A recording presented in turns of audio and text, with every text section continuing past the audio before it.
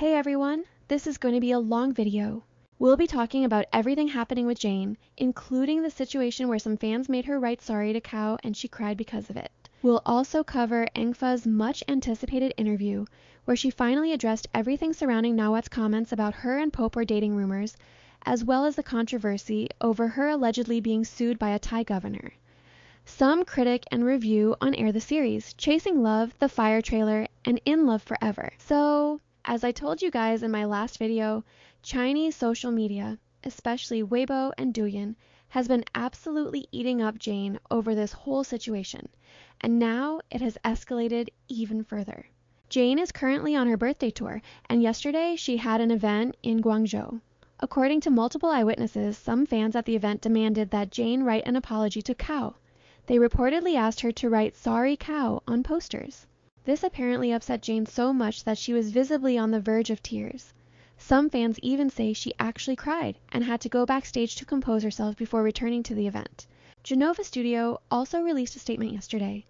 There are so many different rumors and speculations going around right now, but let's just focus on this specific incident.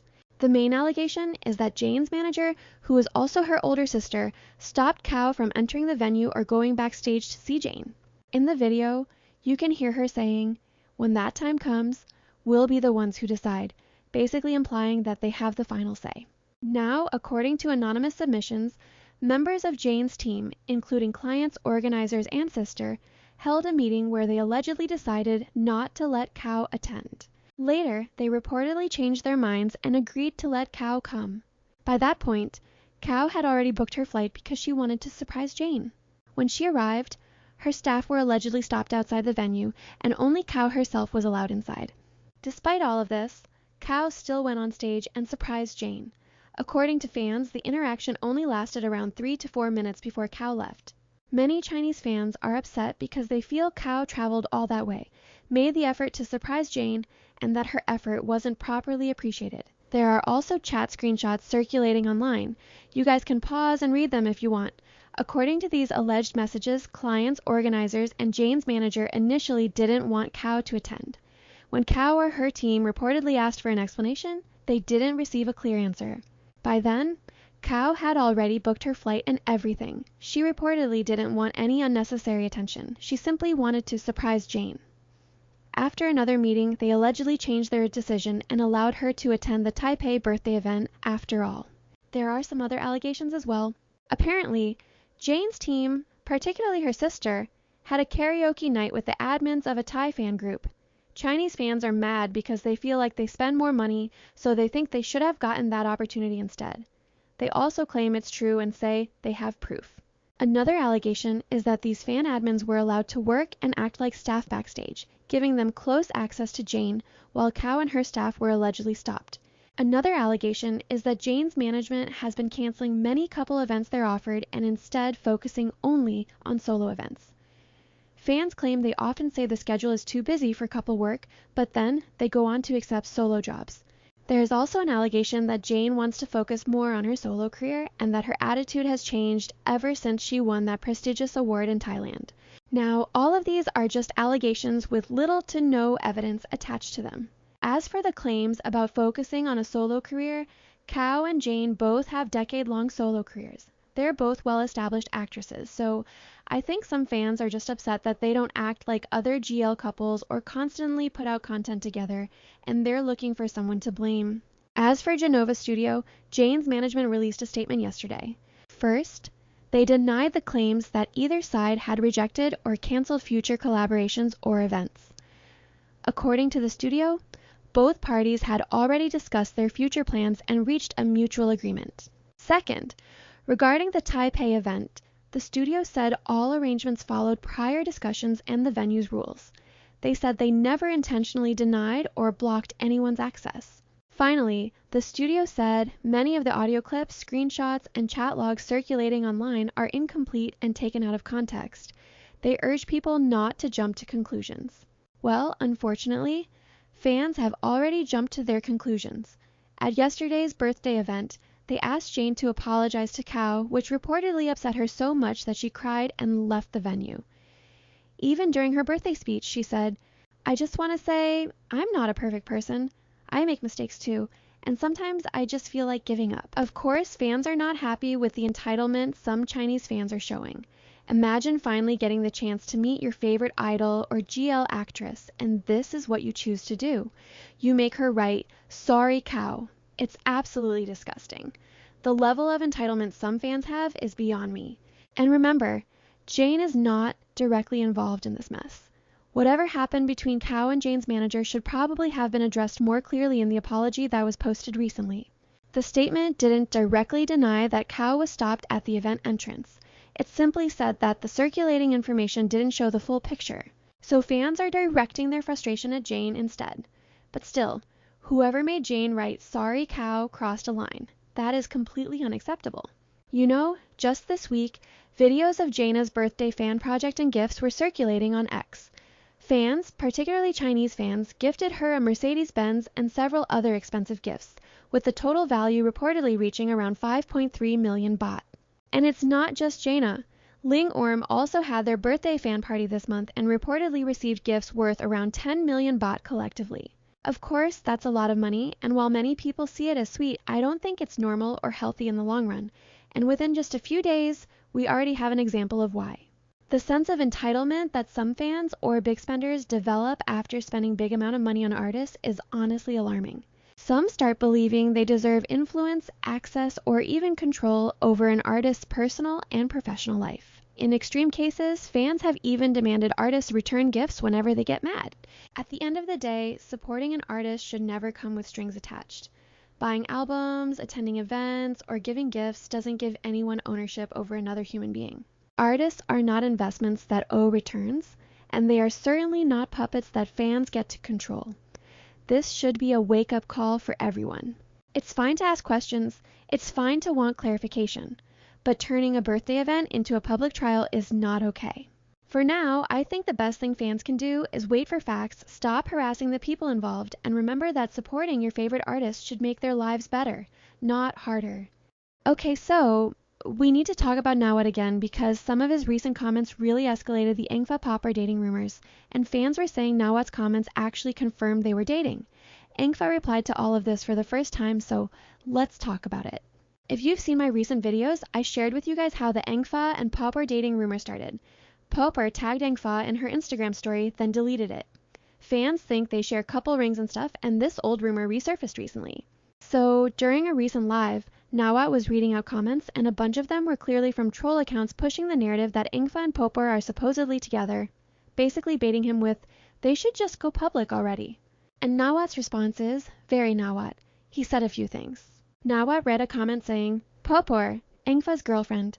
Boss has given them permission to date, right? Even to the point of moving into the house?" ปอป้อปอป้อแฟนอิงฟ้าบอลให้คบกันแล้วใช่ไหมถึงไปอยู่ที่บ้านจะอยู่ที่ไหนก็ได้ตามสบายฮะ อันนี้เป็นชีวิตจริงไงส่วนการแสดงก็อีกเรื่องหนึ่งไงนึกออกปะล่ะแล้วทำไมถึงคบปอป้อไม่ได้ไม่เข้าใจทำไมคบไม่ได้เพราะอะไรอายุเขาก็ไม่ใช่น้อยกันแล้วทำไมเขาคบไม่ได้แล้วจะให้เขาเป็นแฟนใครฮะเราจะให้เขาเป็นแฟนใครเอาดีๆอยากให้อิงฟ้าไปเป็นแฟนใครเขาก็ต้องไปคบคนที่เขาชอบแบบนี้แล้วจะให้อิงฟ้าไปคบคนที่เขาไม่ชอบแบบนี้แล้วเขาจะไปยังไงชีวิตจริงก็ต้องปล่อยให้เขาต้องเลือกเองนะฮะส่วนการแสดงก็เพื่อความบันเทิงของทุกคนที่เท่านั้นเองส่วนหลังบ้านจะเป็นอะไรก็ปล่อยไปเถอะ He then read another comment. Fa said she wants to work and make money first before having a partner. Nawat replied, "Does having a partner cost money? It doesn't cost money, does it? Especially a partner who is financially stable, a partner who is highly capable, a partner who..." Wow, Popor is a brand presenter for many things, you know. She is famous. Let Engfa have some happiness. Popor, Engfa's girlfriend. All right, keep typing it. Keep typing. If it makes you happy, type away. I've met her. I saw her at Paragon from a distance. I saw her there, but we didn't speak. She is someone with a very good presence. She has good sense and financial stability. Very good. He read another comment. I want Engfa to go public with Popor. Why would they go public? People who are dating don't necessarily have to go public, you know. if they are a real couple, there's no need to go public, but if they are a fake couple, then they just play the game, okay? Popor wants to go public now. Then go tell Popor. Speaking with complete sincerity, if Popor wants to go public, I am happy for them, okay? Right after this live, everyone was saying he had basically confirmed their relationship, but he didn't actually confirm anything. In fact, it felt more like he was throwing shade at Engla. He was acting like a shipper for Engfa and Popor, but he never showed the same energy for Engfa and Charlotte. So of course the fandom is upset.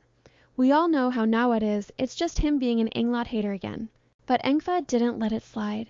At an event yesterday, reporters finally asked her directly about Popor and all these dating rumors. One reporter asked, "What is your relationship with Popor?" Engfa replied, "We're friends. She's older than me, so she's my senior, and she's a really nice person. It's not just me, my friends know her too. These days, everyone's into fitness and badminton, so we've crossed paths a few times." She also addressed Nawat's comments, saying, "Actually, Boss has never completely forbidden me from dating. He probably thinks that if it's someone he approves of, then it's okay. But at the end of the day, if I ever choose to date someone, that's entirely my decision. If one day I have a girlfriend or a boyfriend, I'll be the one to tell everyone. I'm 31 years old, I'm mature enough to handle my own life." She also said she doesn't mind people shipping her with others. "If people want to ship me with someone, that's okay. I'm used to it. People always ship me with people I know." Then another reporter asked her what she thought about everything Nawat said on his live stream. Engfa said, "Yes, I saw it. Honestly, there's nothing going on. I think Boss personally likes Popor, and maybe because he knows I'm part of the LGBTQ+ community, he was quietly rooting for us in his own way. He probably didn't realize his comments could be a sensitive issue for the fans." She added, "If I ever have a partner, I'll be the one to tell everyone myself. You'll hear it directly from me. There's really nothing going on." She even apologized to Popor for getting dragged into all of this. Engfa didn't confirm any relationship. She simply said they're friends, and if she ever does have a partner, she'll tell everyone herself.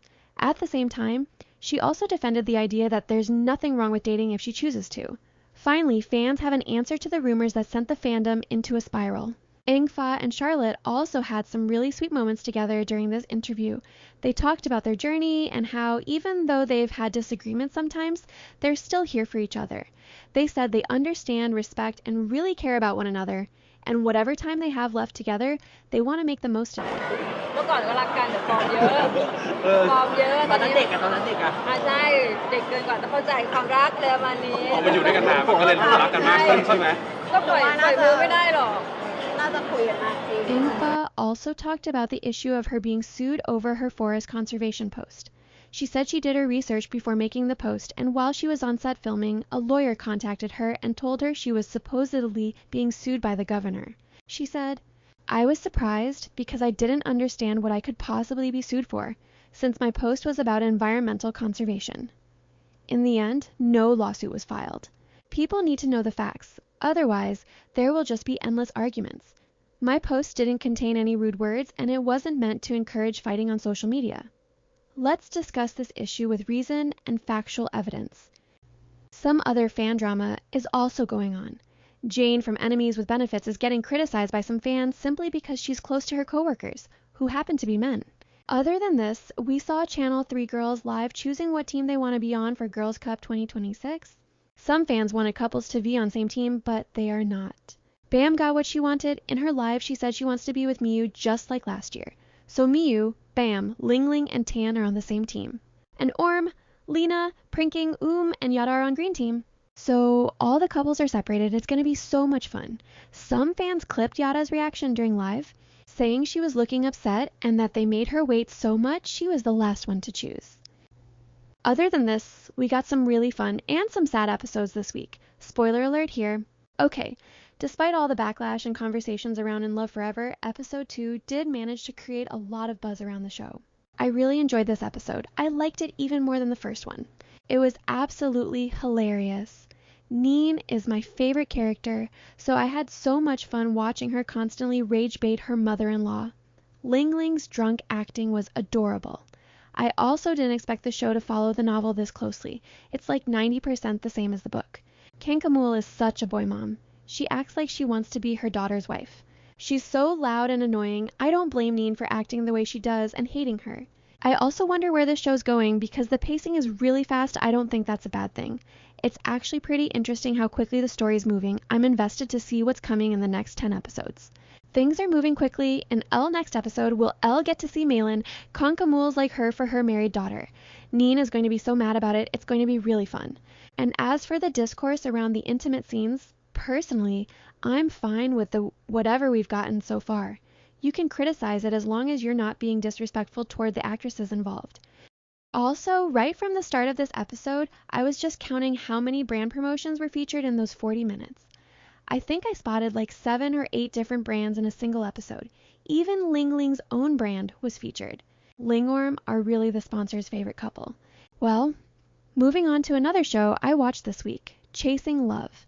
Over the last 2 weeks, I've actually gotten invested in the main couple, Song and Pieng. They're good in the later episodes. This week's episode was quite emotional. The whole breakup and the dynamic between the sisters were my favorite part. Song better chase after Pieng this time. As for the side couples, they're really starving us. PL and Ploy have started dating, and I think the pacing of their relationship is good. But Matmi and Rin, their slow burn is killing me, and there are only 3 episodes left. Can we speed things up a little for them? Do they have a separate novel or something? I don't think so. Also, here's an interesting fact I found out. I was looking up if they have a separate novel or not. Chasing Love is actually set in the same universe as Denied Love. I had no idea. Apparently, Rin in Chasing Love is the same caretaker and Kem's friend from Denied Love. It all makes sense now. She was such a sweet, non-problematic character in Denied Love as well, so it's nice to see her getting her own happy ending. And lastly, Air the series had me on the edge of my seat. It was quite a stressful episode. We finally got Grace's backstory and found out why she did everything she did. It was actually really sad. Grace had absolutely no mercy, not even for Henry. Renee was really good in this role though. Now I'm just wondering what's going to happen next. Is Princess Blue really dead? And what about Helena? Where did she come from? Where did she disappear to? And the person who died, who was she? Was that really Princess Blue? During that last scene, I was just thinking, what was the point of the police even being there? Lom got shot twice in a single day. The princess got shot 3 times, and then they killed Grace. The police were so slow to react. They honestly could have saved the princess. Police was literally waiting for everyone to get shot, then they reacted. I got major Uranus flashbacks. I was actually tearing up at the end, even though I know they're going to have a happy ending. I also feel bad for Grace. She lost her entire family, and that's why she went after the princess. Although, realistically, she should have gone after the father instead. But then we wouldn't have had this whole princess on the run storyline. There has also been a lot of criticism about the action scenes and the shooting choreography. Like I said in one of my previous episode reviews, I do think those criticisms are valid. The action scenes aren't the show's strongest point. You can clearly tell some of the shooting sequences are cut together, and somehow, Vio is always the only efficient police officer. She's the one taking all the shots, saving everyone, while the rest of the police are just standing there. So yeah, I think that criticism is completely fair. I can't wait for the upcoming finale. At the same time, I don't want this show to end because we have no idea when we'll get to see Freen and Becky together again. Lastly, have you guys seen the Fire trailer? Fire is the next series in the 4 Elements universe, and it's going to start airing on July 11th. I love this trailer. Not only is Fi one of my favorite characters, but the trailer itself looks really interesting. And North Star Entertainment is not really good when it comes to their trailer and posters. This poster is getting dragged online for its over-editing. Fans think it's bad AI edited. It's not AI, guys. They actually was holding hands like this, but is it over-edited? Absolutely. Even during Air poster release, Freen Becky fans criticized North Star for over-editing Freen's face. So much so that Freen's management posted a statement saying, "None of these posters or pictures got approved from Freen herself. It's all North Star doing." So yeah, they do over-edit posters and faces. Trailer a lot looks fun, and since it's an enemies to lovers story, there's going to be plenty of banter and tension, which I'm always here for. I'm also excited to get to know the new couple. Namneong, who plays Fi, and Noe, who plays Kafrao, were both members of the same girl group, BNK48, the Thai sister group of AKB48. Back then, fans used to ship them, and now they're finally getting their first GL together. I'm really excited for this one. That's all for today. Thanks for watching.